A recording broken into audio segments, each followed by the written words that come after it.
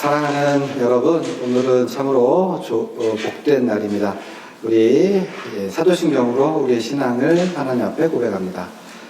전능하사 천지를 만드신 하나님 아버지를 내가 믿사오며 그 아들 우리 주 예수 그리스도를 믿사오니 이는 성령으로 잉태하사 동정녀 마리아에게 나시고 본디오 빌라도에게 고난을 받으사 십자가에 못 박혀 죽으시고 장사한 지 사흘 만에 죽은 자 가운데서 다시 살아나시며 하늘을 보사 우편에 앉아 계시다가 저희로서 산자와 죽은 자를 심판하러 오시리라.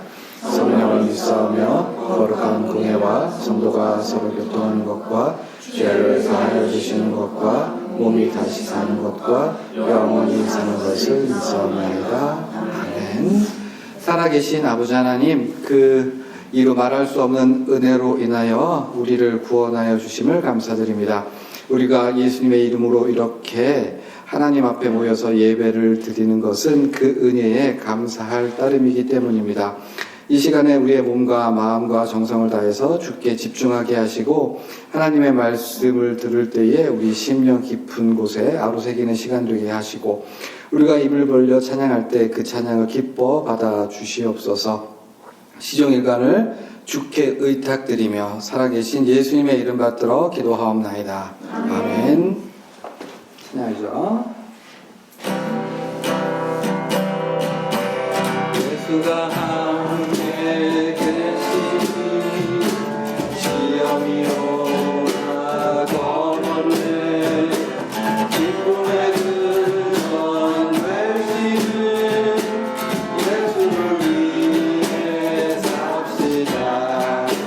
날마다 주를 섬기며 언제나 주를 기리고 나가는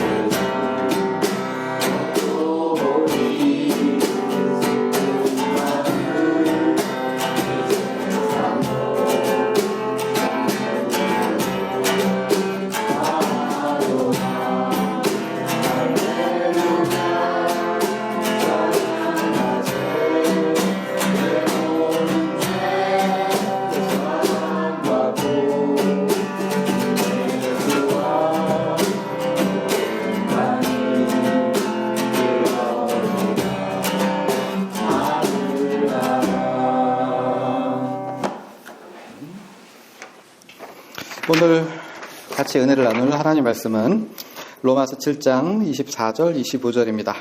오호라 나는 곤고한 사람이로다. 이 사망의 몸에서 누가 나를 건져내랴. 우리 주 예수 그리스도로 말미암아 하나님께 감사하리로다. 그런즉 내 자신이 마음으로는 하나님의 법을 육신으로는 죄의 법을 섬기노라. 아멘. 하나님께서는 이제 이스라엘 백성들이 에집트에서 종살이하는 것을 보셨습니다. 그래서 아브라함과 야곱과 이삭을 기억하시고 이제 이스라엘 백성들을 모세를 보내셔서 구원하여 주셨어요. 그래서 구원하여 주시고 시내산으로 이끄시고, 그리고 내가 너를 구원했으니 이집트에서 종되었던 너희를 구원해낸 하나님으로서 이스라엘 모든 백성과 언약을 맺으셨습니다. 그리고 그 언약을 맺으시면서 이스라엘 백성들에게 너희는 하나님의 백성으로서 이렇게 살아야만 한다라는 의미에서 율법을 주셨어요. 그러니까 율법의 모든 행위를 지켜서 구원받은 것이 아니라 구원받은 이스라엘 백성에게 너희는 구원받았으니 어떻게 이 율법을 따라 살아라 라고 해서 율법을 주셨는데, 대표적으로는 십계명, 너는 나 외에 다른 신을 두지 말라, 간음하지 말라, 살인하지 말라, 탐내지 말라, 이렇게 십계명을 주셔서 이스라엘 백성으로 하여금 그 규준에 맞춰 살도록 하셨는데, 그 모든 율법을 예수님께서는 단 한 문장으로 요약해서 정리해 주셨습니다. 뭡니까? 마음을 다하고 목숨을 다하고 힘을 다하고 뜻을 다하여 주 너희 하나님을 사랑하고 또한 내 이웃을 내 자신같이 사랑하라 라고 하는 이제 것으로 이제 요약하셨습니다. 그런데 이 율법의 말씀, 너희는 하나님의 백성으로 마땅히 이렇게 살아야 돼 라고 하신 이 율법의 말씀은 실상 우리 인간을 절망하게 합니다. 어떠한 방식으로요? 우리 속에는 아직 부패한 악의 속성을 가지고 있기 때문에 하나님께서 본래 율법을 주신 의도를 정확하게 그걸 살려서 지켜낼 수 없어요. 예를 들어서 제7계명이 간음하지 말라라고 하셨어요. 간음하지 말라. 이제 실정법상으로는 내가 이제 결혼, 혼인관계 외에 다른 여자와 내지는 다른 남자와 육체적인 관계를 가진 것을 가지고 간음이라고 하지만, 하나님께서는 그러한 방식으로 그냥 넓게 대충 인정해 주시는 것이 아니라, 제가 예를 들어서 아내의 손을 잡고 정답게 도란도란 얘기를 하면서 산책을 해요. 하다가 날씬한 여성이 싹 지나가면 보건쌤 봅니까 안 봅니까? 제가 가정에 되게 충실한 사람이지만 살면서 어느 날 밥을 차렸는데 막 짜증이 확 나는 거야.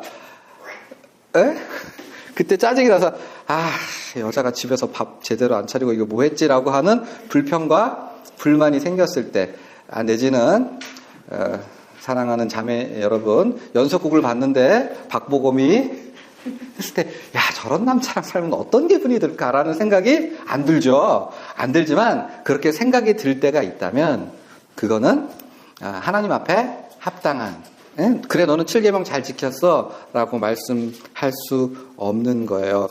아무리 믿음이 좋고 성령이 충만한 사람도 가끔 기도하다가 불평불만 생기고, 진짜 하나님 살아계신가? 뭐 하시나? 힘이 없으신가? 이런 의심, 불평불만 생기면, 내지는 내가 하나님을 사랑해서 전도를 하고 봉사를 하고 막 뜨거운 마음을 막 하다가, 그래 나는 참 하나님 보시기에 괜찮지, 난 진짜 괜찮은 사람이야 라고 하는 자만, 오만, 교만, 이런 게 눈꽃만큼이라도 전혀 안 들어올 수 있느냐?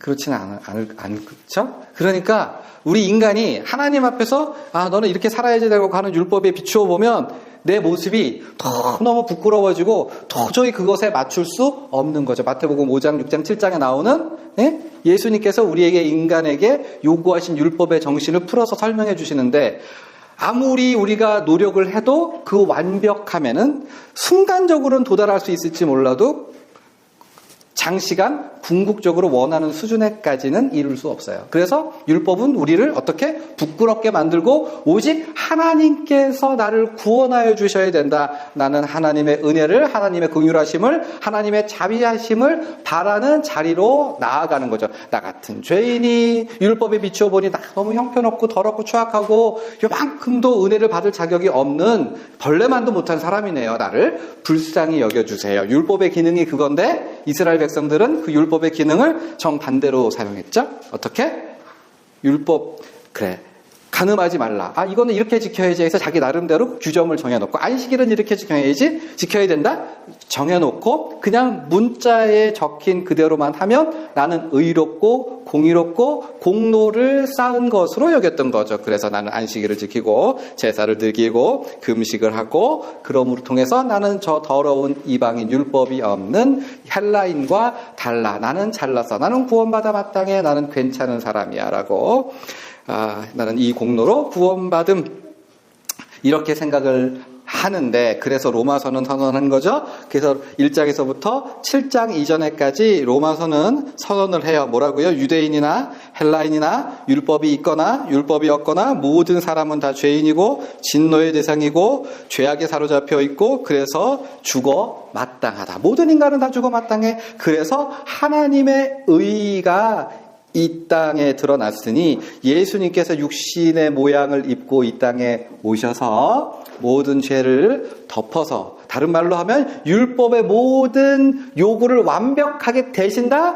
이루어 주시고 공로를 쌓으시고 그리고 죽으시고 부활하심을 통해서 하나님의 공의가 만족되게 만들었어요. 율법이 우리 인간들에게 요구하는 새로운 아담, 둘째 아담으로서 율법의 모든 요구를 다 이루시고, 그리고 그것을 믿음을 가지는, 당신께서 죽으신 걸 믿는 모든 사람에게 그 공로를 전가하여 주시는 거죠. 이게 바로 복음인 거예요. 그러니까 우리가 예수님을 믿으면 공짜로 아무런 조건 없이 구원을 주시긴 하는데, 그것이 공의가 무시되는 방식이 아니라 예수님께서 완전히 이루신 공로, 예수님께서 완전히 율법의 요구를 이루신 거를 뒤집어 씌우는 방식으로, 하나님의 공의를 만족시키는 방식으로 우리를 구원하여 주신 거예요. 아주 쉽게 말해서 천국 가는 열차가 있는데 유대인들은 빈종이를 가져온 거죠. 이 티켓 유효할 수 없는, 이방인들은 아무것도 가져오지 않아서, 그러니까 열차를 탈 수 없을 때 예수님께서 대신 그 천국 열차를 탈 수 있는 티켓을 구매해서 당신께 나오는 사람들에게 티켓을 나눠 주신 거고, 그 티켓을 가지고 천국행 열차를 타서 구원을 받는 거죠. 자, 여기까지 어렵진 않죠? 여기까지 따라오셨어요. 그러면 그 다음에 천국행 열차를 탔을 때, 그러니까 예수님의 공로, 예수님을 믿음으로 말미암아 우리가 천국 백성이 되었고 천국 소망을 가지고, 그리고 죄에 대해서 죽게 된 것으로 더 이상 아무런 율법의 요구를 안 이루어도 무조건적으로 구원을 받게 된 하나님의 백성으로 어떻게 살아야 하느냐? 응? 그러니까 우리가 예수님께서 대신 우리 율법의 요구를 완전히 이루어 주셨기 때문에, 그러니까 죄에 대해서 우리가 완전히 죽었기 때문에, 의롭게 하심을 얻었기 때문에 우리가 이후로는 아무렇게나 마음대로 그냥 대충 살아도 되느냐? 그게 아니라 바로 7장과 8장에서 그 이야기를 하고 있는데, 그것은 무엇이냐 하면, 로마서는 매우 다양하게 어떻게 살아야 하는가를 보여주고 있는데, 이렇게 표현돼요. 새 생명 가운데 행하는 것, 우리 자신을 하나님께 드리는 것, 의의 무기로 하나님께 드리는 것, 의의 종에게 내주어 거룩함에 이르는 것, 영의 새로운 것으로 섬기는 것 등등등 이렇게 표현되는데, 무슨 말인지 하나도 모르겠죠. 하나도 모르겠어요. 이게 무슨 말이지? 근데 이게 놀랍게도 그 구체적인 방법은 다시 어디로 돌아가요? 율법으로 돌아가는 거예요. 율법으로. 하나님을 사랑하고 이웃을 사랑하는 거예요. 어떻게 이웃을 사랑해요? 부모님을 공경하고 남의 것을 탐내지 않고 간음하지 않고, 이러한 방식으로, 십계명에 지시된 방식으로 그렇게 하나님의 율법에 따라 구원받은 하나님의 백성은 다시 율법으로 돌아가서 그 율법의 요구를 만족시키기 위해서 살아가는데, 이게 좀 충격적이지 않나요? 이 설명을 잘 들으셔야 돼요. 여기서부터 중요한데, 우리가 예수님을 믿고 그리고 이제 그 은혜로 믿음 생활을 하게 될 때에 뭐에 따라 산다고요?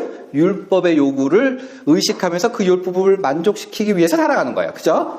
되셨어요? 근데 그렇게 예수님을 믿었어도 우리 속에는 아직 뭐가 있어요? 악한 본성이 그대로 남아있어요. 응? 악한 본성이 그대로 남아있어서 여전히 우리는 십계명의 요구를 완벽하게 이루는데 날마다 실패합니다. 그 고백이 바로 오늘 우리가 봉독한 성경 말씀 되겠습니다. 사도 바울이 뭐라 그래요? 오호라 나는 곤고한 사람이로다. 이 사망의 몸에서 누가 나를 건져내라? 라고 얘기를 하죠. 그래서 마음으로는 하나님의 법을, 육신으로는 죄의 법을 섬기노라 라고 해놓고 7장 20절에 한 번 더 얘기하죠. 뭐라고요? 내가 한 법을 깨달았노니 곧 선을 행하는 나에게 악이 함께 있는 것이로다. 그래서 우리가 최선을 다해서 열심히 하나님 앞에 올바르고 의롭고 공의로운 행동을 하려고 발버둥을 쳐도 거기에는 악이 있고 그 악이 있기 때문에 죄가 있기 때문에 더러움이 있기 때문에 추악함이 있기 때문에 하나님께서는 그거를 받으실 수, 흠양하실 수 없어요. 우리가 여러분 이렇게 예배를 드리죠. 이렇게 예배를 드릴 때 여러분이 하나님께 최선을 다해서 거룩하게 막 목욕 제기하고 막 일주일 동안 기도 열심히 해서 예배를 드려요. 그런데 여러분의 마음에 이 시간에 완전히 하나님이 흠양하실 만한 완전한 영과 신령과 진정으로 예배를 드릴 수 있느냐? 그렇진 않죠. 잠깐이라도 딴 생각하잖아요. 뭔가 의심이 들어오잖아요. 봐, 지금도 고개 숙였잖아요. 그죠? 어디 예배를 드리는데 고개를 숙여요. 그런데 여기서 중요해요. 그럼에도 불구하고 예수 안에 있는 우리들이 드리는 예배를 하나님은 받으세요. 어떠한 방식으로? 어떻게? 우리가 드리는 예배가 온전하기 때문이 아니라 우리가 이 예배를 어떻게 드려요? 예수 공로 의지에서. 우리 자체가 드리는 것은 하나님 보시기엔 너무 흠이 많고 냄새나고 뭔가 부족함이 있고 이게 문제가 있지만 그럼에도 불구하고 예수님께서 이거를 싹 받으셔가지고 하나님께서 받으심직한 것으로서 예수 공로 의지에서 우리의 예배가 하나님께 올려 들어가고 그러니까 예수님의 공로를 보고 우리의 예배를 하나님께서 받으시게 되는 거죠.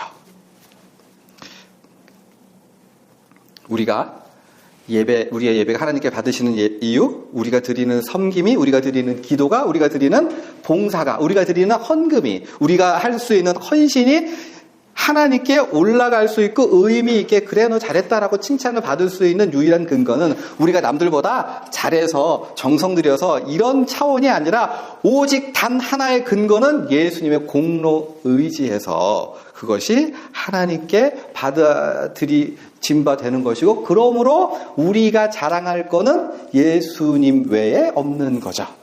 네? 우리가 아무리 자랑하면 그거는 아무런 다 가치가 없고 오직 예수 공로 의지에서.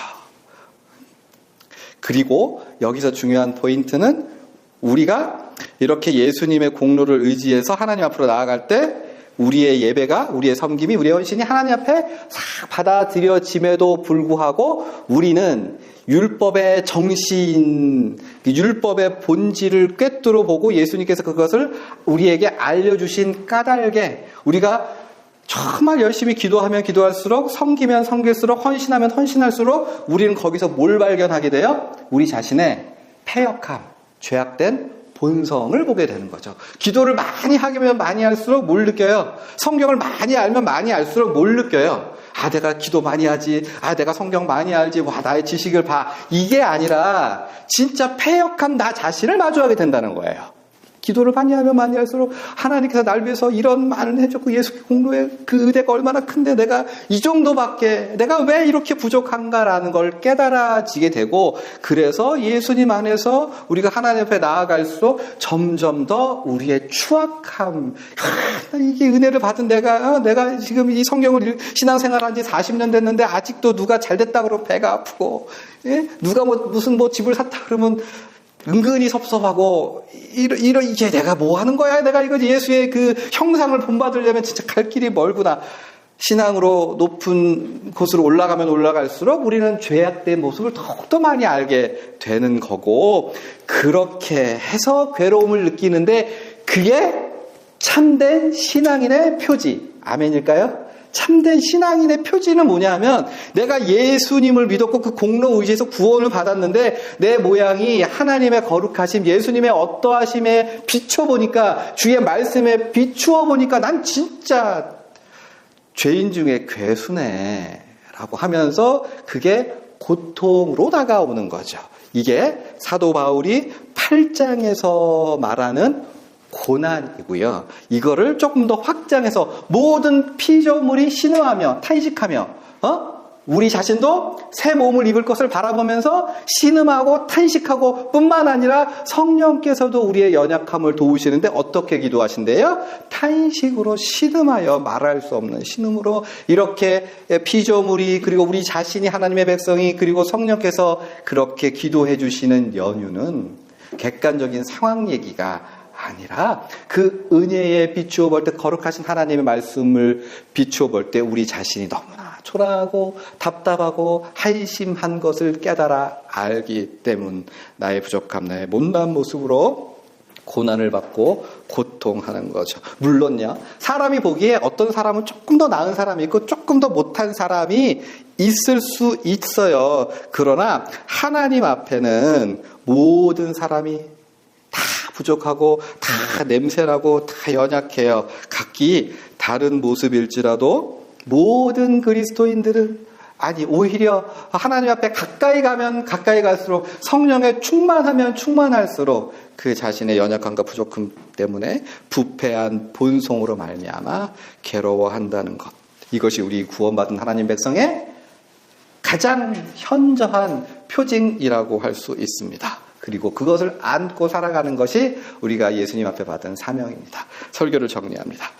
지금까지 우리 신앙생활은 예수 믿어서 우리 생활이 변했고 그리고 기뻐하고 이것에 너무 중점을 맞춘 것 같은데 그 이면에는 아직도 부족하고 연약한 참담한 자신의 모습으로 속상해하는 것이 상당히 많은 부분이죠. 우리의 신앙생활은 우리 속사람을 깊이 살피고 그로 인해서 속상해하면서 탄식으로 주님 오실 것을 간절히 소망하는 저와 여러분 되기를 바랍니다. 아멘. 기도하시죠.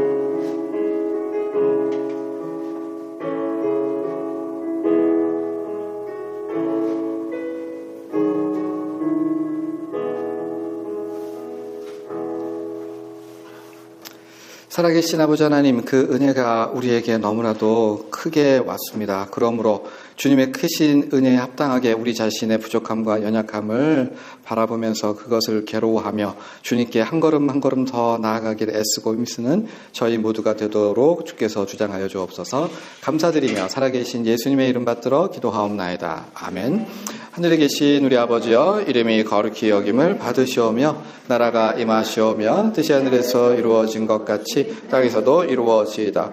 오늘 우리에게 일용할 양식을 주시옵고 우리가 우리에게 죄 지은 자를 사하여 준 것 같이 우리의 죄를 사하여 주시옵고 우리를 시험에 들게 하지 마시옵고 다만 악에서 구하시옵소서. 나라와 권세와 영광이 아버지께 영원히 있사옵나이다. 아멘.